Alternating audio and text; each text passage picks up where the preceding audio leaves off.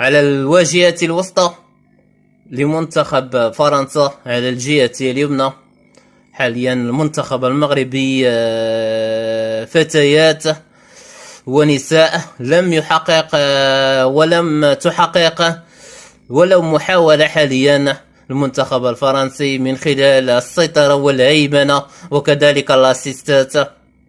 كرة تذهب إلى خارج أرضية الميدان.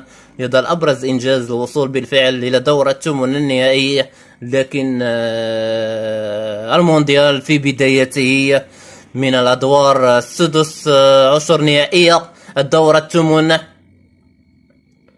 مع حسرة المدرب الفرنسي بيدروس